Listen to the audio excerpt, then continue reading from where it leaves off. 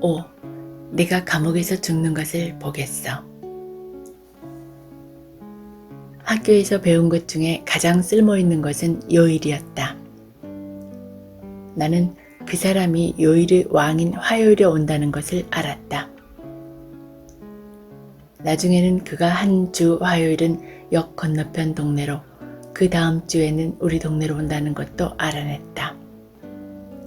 그래서 난 화요일마다 수업을 빼먹었다. 또또가 형조차 눈치채지 못하도록 아주 조심했다. 그렇지 않으면 집에다 일러 바치지 못하도록 구슬을 바쳐야 했기 때문이다. 아직 시간이 일렀다. 그는 교회 종이 9시를 쳐야 나타났기 때문에 나는 그동안 거리를 한 바퀴 돌았다. 물론 눈에 띌 위험이 없는 거리만 골라 다녔다. 우선 교회에 들어가 성인들의 초상화를 구경했다.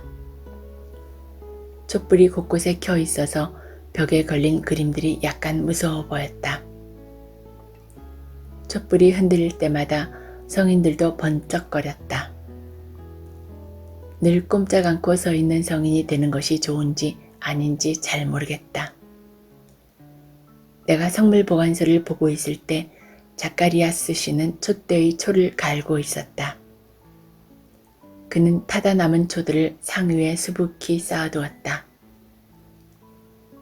안녕하세요, 자카리아스 아저씨. 그는 하던 일을 멈추고 안경을 코끝에 내려놓은 뒤 코를 킁킁거리며 뒤돌아보았다. 잘 있었니, 얘야? 제가 도와드릴까요? 나는 타다 남은 초들을 집어삼킬 듯 바라보았다. 방해만 될 게야. 오늘은 학교 안 가니? 갔었어요. 근데 선생님께서 안 오셨어요. 이가 아프시대요. 아, 그래? 그러고는 돌아서서 안경을 다시 콧등에 얹었다. 너 몇 살이냐, 얘야? 5살이요. 아니, 6살이에요. 아니, 6살이 아니라 5살이에요. 그러니까 5살이냐, 6살이냐? 학교를 다닌다는 것을 생각하고 거짓말을 했다. 6살이에요. 6살이면 교리문답을 배우기에 딱 알맞은 나이인데 저도 배울 수 있어요? 그럼 왜 못해? 매주 목요일 오후 3시에 오거라. 오겠니? 봐서요.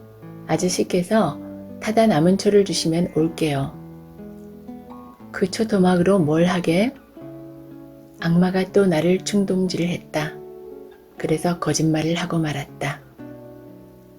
연줄에 칠하려고요. 그러면 줄이 단단해지거든요. 그럼 가져가거라. 나는 초도막을 끌어모아 책과 구슬이 들어있는 가방에 집어넣었다. 그렇게 신이 날 수가 없었다. 고맙습니다, 자카리아스 아저씨. 목요일이라는 걸 명심해라, 알았지? 나는 날듯이 뛰어나왔다. 아직 시간은 여유가 있었다.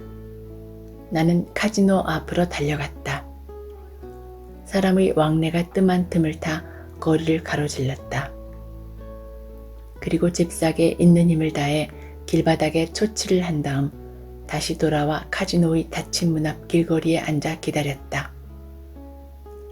멀찍이 떨어져 맨 처음 넘어지는 사람이 누구인지 보고 싶었다. 기다리다 못해 거의 맥이 빠지고 있었다. 그런데 갑자기 찰커덕 심장이 덜컥거렸다. 닌제아 제나의 엄마인 꼬린나 아줌마가 한 손에는 손수건을 다른 한 손에는 성경을 들고 문을 나서서 교회 쪽으로 걷기 시작했다. 맙소사, 그 아줌마는 엄마의 친구였고 글로리아 누나의 친구인 닌제아 제나의 엄마였다.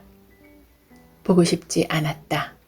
그래서 길모퉁이까지 힘껏 달려갔다가 거기에 멈춰서 바라보았다. 아줌마는 바닥에 나뒹굴며 욕을 퍼부어댔다. 아줌마가 다쳤는지 보려고 사람들이 모여들었다.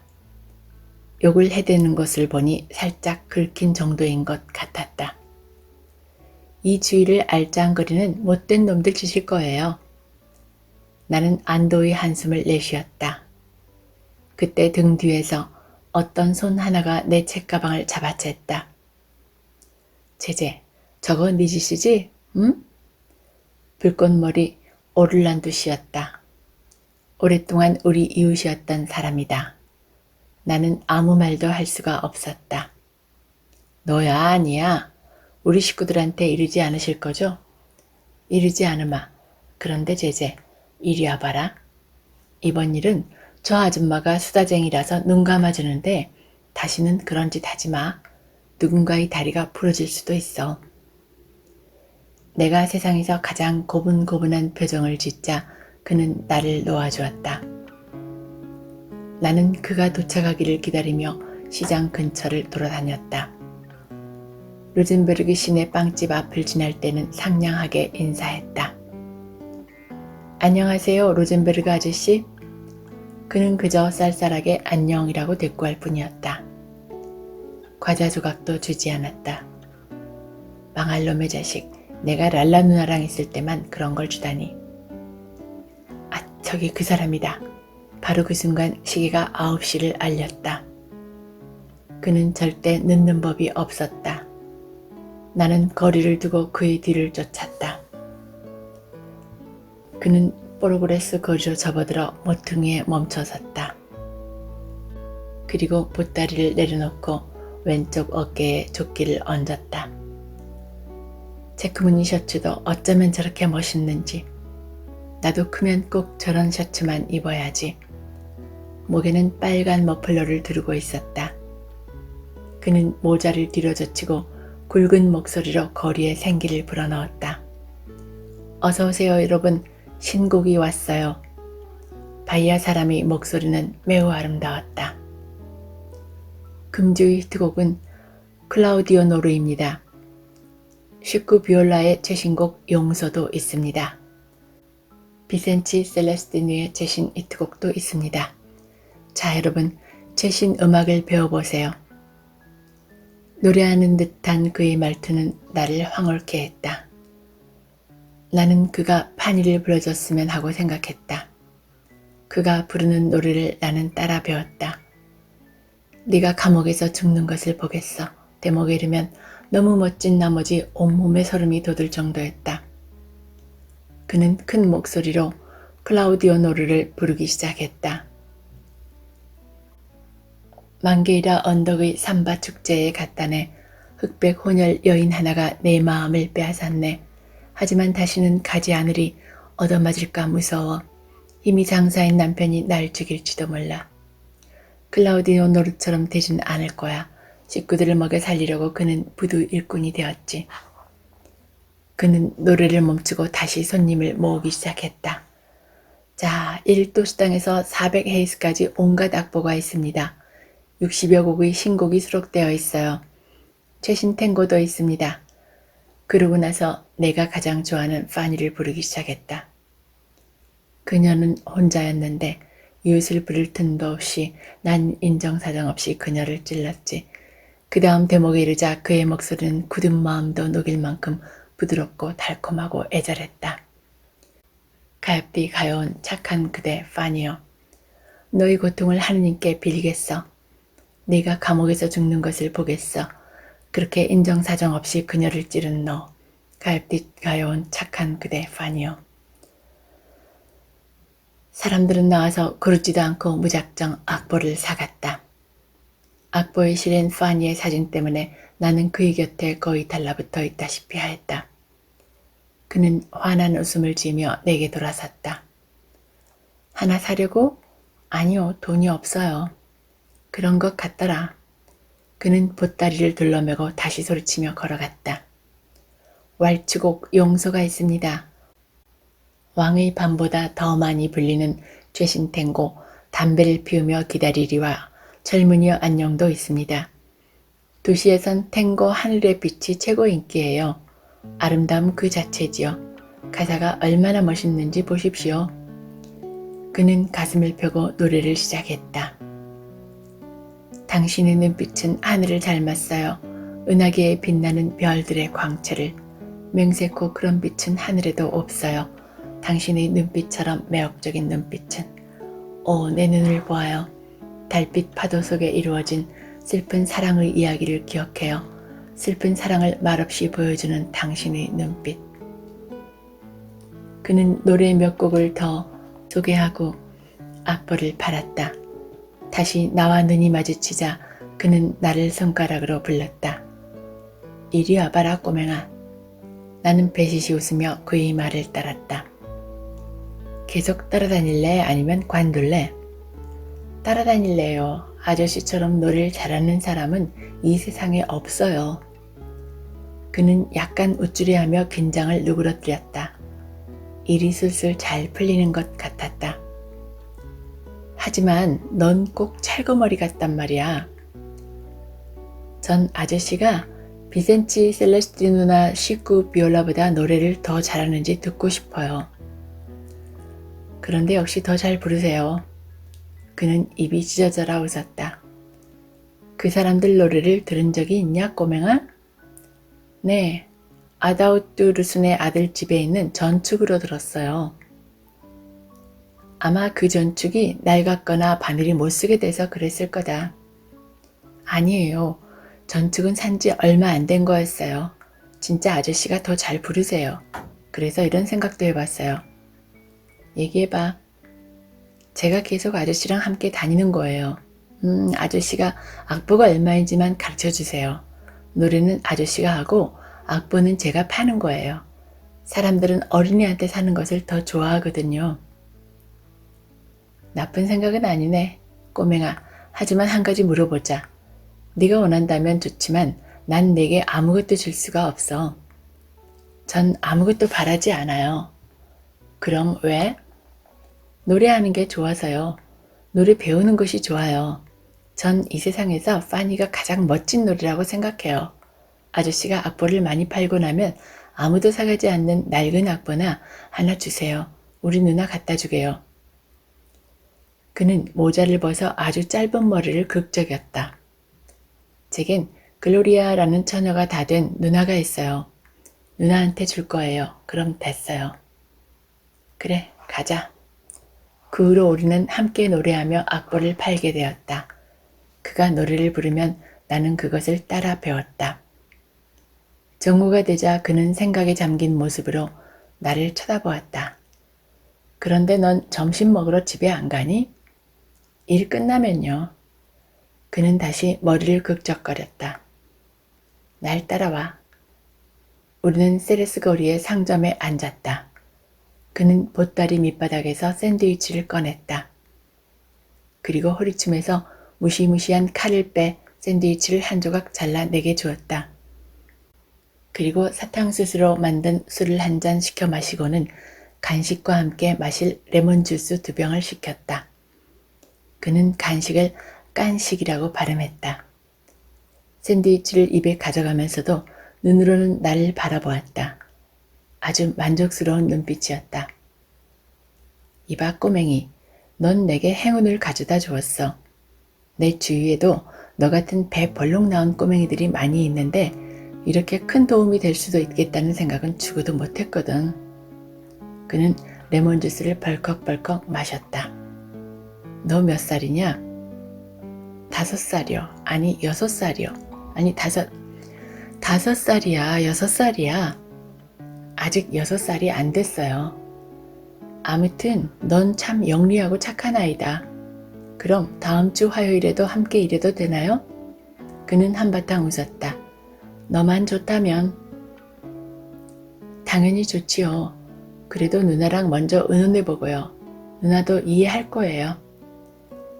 한 번도 가본 적 없는 역 건너편에 갈 생각을 하니 무척 신이 났다. 내가 그쪽으로 간다는 걸 어떻게 알았어? 저는 화요일마다 아저씨를 기다렸거든요. 그런데 한 주는 오시고 한 주는 안 오시더라고요. 그래서 기찻길 건너편으로 가시는 게 아닌가 하고 생각했죠. 너 굉장한 아이로구나. 이름이 뭐냐? 제제예요. 난 아리오발드다. 자, 악수. 그는 죽을 때까지 친구가 되자면서 못 박인 손으로 내 손을 잡았다. 글로리아 누나를 설득하는 일은 그리 어렵지 않았다. 제제, 일주일에 한 번이라고? 그러면 수업은 어떡하고? 나는 누나에게 공책을 보여주었다. 내 공책은 깨끗하고 정성스럽게 정리되어 있었다. 성적도 매우 좋았다. 산수 공책도 마찬가지였다. 그리고 누나, 강독은 내가 1등이야. 그래도 누나는 망설였다. 우리는 똑같은 것을 6개월 내내 반복한단 말이야. 멍텅구리 당나귀라도 충분히 배울 만한 시간이야. 누나가 피식 웃었다. 무슨 말을 그렇게 하니, 제제? 진짜야, 누나. 노래를 배우면 훨씬 더 많이 배워. 내가 새로 배운 낱말 좀 들어볼래?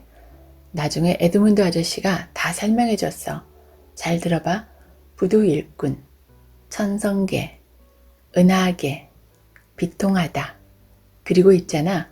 일주일에 하나씩 누나한테 악보를 가져다 주고 세상에서 가장 멋진 노래도 가르쳐줄게. 그래도 문제야. 화요일마다 네가 점심 먹으러 오지 않는 걸 아빠가 눈치채시면? 아빠는 절대 눈치 못 채셔.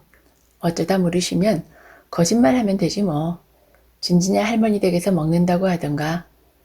난제 아재나한테 심부름을 보내서 거기서 먹는다고 하면 되잖아. 맙소사, 지어낸 말이었기에 망정이지 만약 그 아줌마가 그 일이 내가 한 일이라는 걸 안다면. 누나는 결국 허락해 주었다. 내 심한 장난도 막을 수 있고 따라서 매 맞는 횟수도 줄일 수 있다고 생각한 모양이었다. 그 수요일마다 오렌지 나무 밑에 앉아 누나에게 노래를 가르쳐주는 것도 즐거운 일이었다. 나는 애타게 화요일을 기다렸다. 이제는 아예 역까지 나가서 아리오발도 아저씨를 기다렸다. 기차를 놓치지 않는 한 그는 8시 반에 도착했다. 나는 이곳저곳을 돌아다니며 온갖 것을 다 구경했다. 빵집 앞을 지나가는 것도 재미있었고 사람들이 오르내리는 역 계단을 구경하는 것도 좋았다. 거기야말로 구두 닦기 하기에 적당한 장소였다. 그러나 글로리아 누나는 그것은 허락하지 않았다. 경찰들이 쫓아와 구두 닦기 통을 빼앗아갈 수도 있었고 무엇보다 기차가 다녔기 때문이다. 기찻길을 건널 때는 그곳이 다리 위라 하더라도 아리오발도 아저씨의 손을 잡고서만 건널 수 있었다. 그가 저쪽에서 가쁜 숨을 내쉬며 오고 있었다.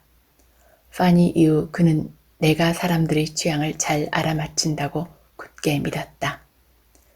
우리는 공장 정원 맞은편 역 담장에 앉았다. 그는 히트곡 악보를 펼쳐놓고 노래의 첫 구절을 내게 불러주었다. 내가 별로라고 하면 다른 곡으로 바꿨다. 이건 신곡이야, 말괄량이. 그는 노래를 불렀다. 다시 한번 불러보세요. 그는 마지막 소절을 다시 불렀다. 이거예요, 아저씨. 그리고 여기에다가 판이랑 탱고 몇 곡을 더 부르면 몽땅 팔 수 있을 거예요. 우리는 햇빛과 먼지가 가득한 거리로 나섰다. 우리는 여름을 알리는 즐거운 새들이었다. 그의 우렁찬 목소리가 아침의 창문을 열었다. 이번 주, 이번 달 올해의 히트곡을 소개합니다. 바로 식구 비올라가 부른 말괄량이입니다. 푸른 산 봉우리에 은빛 달이 떠오르고 세레나데 노랫가락은 창가를 지나 연인의 잠을 깨우네. 사랑의 노랫소리를 은은한 기타 선율에 실어 가슴에 싹튼 마음을 그대에게 고백하리라. 그가 노래를 잠시 멈추고 머리를 2번 흔들어 내게 신호를 보내면 나는 아주 가녀린 목소리로 노래를 부르기 시작했다. 나의 넋을 앗아간 아름다운 여인이여, 아 내가 할 수만 있다면 그대를 제단 위에 받들어 모시리라. 그대는 내 꿈속의 영상, 나의 등불이라네. 그대는 말괄량이 일할 필요가 없다네. 정말 대단했다. 아가씨들이 악보를 사러 달려나왔다. 남녀노소 할 것 없이 모두들 사갔다. 나는 400 헤이스와 500 헤이스짜리 악보를 팔 때가 좋았다. 아가씨들이라면 무슨 악보를 사갈 것인지도 알아맞힐 정도였다. 아가씨 잔돈 여기 있습니다.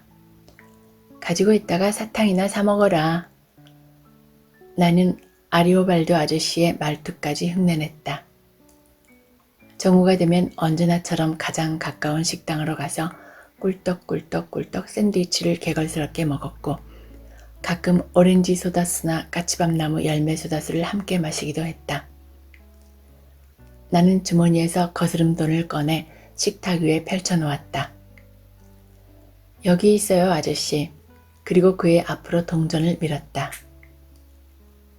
넌 참 멋진 아이로구나, 제제. 아저씨는 왜 저를 꼬맹이라 부르세요? 내 고향 바이아주에선 너처럼 아주 작은 아이를 그렇게 부른다. 그는 머리를 극적이며 트림을 하고 손을 입으로 가져갔다. 그리고 내게 양해를 구하고 이쑤시개를 집어들었다. 그러나 동전은 여전히 집지 않았다. 제제, 내가 생각해봤는데 오늘부터 거스름돈은 네가 가져라. 어차피 우리는 듀엣이니까. 듀엣이 뭔데요? 두 사람이 같이 노래하는 걸 말하지. 그럼 이걸로 늘어진 마리아 젤리를 사 먹어도 돼요? 돈은 네 거야. 네가 알아서 해. 고맙소, 친구. 그는 내 말에 웃음을 터뜨렸다. 나는 젤리를 먹으며 그를 쳐다보았다. 진짜 우리가 듀엣인가요? 이제부터는 그렇단다. 그럼 제가 파니에 나오는 마음 부분을 불러도 돼요? 아저씨가 앞부분을 힘차게 부르시면 제가 이 세상에서 가장 달콤한 목소리로 마음 부분을 부를게요. 나쁜 생각은 아닌데, 제제. 그럼 점심 먹고 나서는 파니로 시작해요. 아주 재수가 좋을 거예요. 내리쬐는 햇빛 아래서 우리는 다시 일을 시작했다. 그 사건이 터졌을 때 우리는 파니를 부르고 있었다. 얼굴에 하얗게 분을 칠한 열성 신도 같은 모습의 마리아 다 펜냐 아주머니가 양산을 쓰고 다가왔다. 그녀는 우리가 부르는 파니를 서서 듣고 있었다. 아저씨는 불길한 예감이 들었는지 걸으면서 부르자고 내 옆구리를 쿡 찔렀다. 무슨 상관이야. 난 파니의 마음 부분에 푹 빠져 무슨 일이 벌어지고 있는지 전혀 모르고 있었다. 마리아 다 펜냐 아주머니는 양산을 접더니 양산 끝으로 구두 끝을 톡톡 쳤다. 내가 노래를 마치자 잔뜩 화가 난 얼굴로 소리쳤다. 잘한다 잘해. 어린애가 이런 부도덕한 노래를 부르다니. 부인, 제 일은 부도덕한 일이 아닙니다. 정직한 일이기에 한 번도 부끄럽게 생각해 본 적이 없습니다. 아시겠습니까? 나는 아저씨가 그렇게 화내는 것을 본 적이 없었다. 하지만 그녀도 물러설 기세가 아니었다. 볼만한 것 같았다. 이 애가 당신 아들이요? 불행하게도 아닙니다, 부인. 그럼 조카나 친척이라도 되나요? 친척도 아닙니다. 몇 살이죠? 6살입니다. 그녀는 의심스럽다는 듯이 나를 훑어보았다. 그래도 단념하지 않았다. 어린애를 착취하는 게 부끄럽지도 않은가요? 착취라니요, 부인. 저 애가 원하고 좋아서 하는 겁니다. 아시겠어요? 게다가 난 돈을 지불하고 있다고요. 안 그러냐? 나는 머리를 끄덕여 보았다. 나는 한바탕 붙고 싶었다. 내 마음 같아선 그녀의 배를 머리로 들이받아 바닥에 꽝 하고 넘어뜨리고 싶었다. 어쨌든 무슨 조치를 취할 테니까 각오하세요. 신부님께 말씀드리고 아동 담당 판사에게도 얘기하겠어요. 경찰에도 갈 거고요. 여기까지 얘기한 그녀가 갑자기 입을 다물고 겁에 질려 눈을 동그랗게 떴다. 아리오발도 아저씨가 그 무시무시한 칼을 뽑아들고 그녀에게 다가가고 있었다. 그녀가 기절하는 것은 시간 문제였다. 어디 가보시지, 부인. 지금 당장 가보셔. 난 원래 아주 착한 놈인데 남의 사생활에 간섭하는 수다쟁이 마녀들만 보면 혀를 자르는 아주 나쁜 버릇이 있다고. 그녀는 빗자루처럼 뻣뻣해져서 걸어가다가 멀리서 돌아서더니 양산으로 우리를 가리켰다. 어디 두고 보자고. 꺼져, 수다쟁이 마녀야. 그녀는 양산을 다시 펴쓰더니 굳은 걸음으로 길 저편으로 사라졌다. 해질 무렵 아리오발도 아저씨는 하루벌이를 계산했다. 전부 팔았다, 제제. 네 말이 맞았어. 넌 내게 행운을 가져다 주었어. 나는 마리아 다 펜냐 아주머니 생각을 했다. 그 아줌마가 정말 무슨 일을 저지를까요? 저지르긴 뭘 저질러. 아냐, 제제. 기껏해야 신부님께 일러 바치고 말겠지. 그러면 신부님은 그냥 모르는 척 하세요, 마리아 여사. 북쪽 사람들은 장난으로 그런 말을 하진 않아요 하고 충고하실 거야. 그는 돈을 주머니에 넣고 보따리를 돌돌 말았다. 그리고 늘 그렇듯이 바지 주머니에 손을 넣어 꾸깃꾸깃한 악보를 하나 꺼냈다. 이건 누나 갖다 줘라. 그리고는 기지개를 켰다. 오늘은 아주 대단한 날이었어. 우리는 잠시 앉아서 휴식을 취했다. 아리오발도 아저씨, 수다쟁이 마녀가 뭐예요? 낸들 알겠니? 화가 나니까 나도 모르게 튀어나온 말이야. 그리고 기분 좋게 웃어댔다. 진짜 찌르려고 하셨어요? 아니, 겁만 줄 작정이었어. 찔렀더라면 창자가 나왔을까요? 아니면 인형 속에 든 지푸라기들이 나왔을까요? 그는 웃으며 내 머리를 정답게 쓰다듬어 주었다. 정말 알고 싶니, 제제? 아마 똥이 나왔을 거야. 우리 둘은 함께 웃었다. 전혀 걱정할 것 없다. 절대. 난 사람을 죽일 정도로 대범한 사나이가 아니야. 병아리도 못 죽이는걸. 난 우리 마누라한테도 꼼짝 못해. 빗자루로 맞고 살 정도라니까. 우리는 일어나 역으로 향했다. 그리고 나와 악수를 하며 말했다. 만약을 위해 한동안 이 거리에는 오지 말자. 그리고 내 손을 더욱 꽉 잡았다. 다음 주 화요일에 보자고, 친구. 그가 층계를 천천히 올라가는 동안 난 머리를 끄덕여 보였다. 계단 꼭대기에서 그가 외쳤다. 제제, 넌 천사야. 나는 손을 흔들어 보였다. 그리고 웃기 시작했다. 천사요? 아저씨가 아직 저를 잘 몰라서 그래요.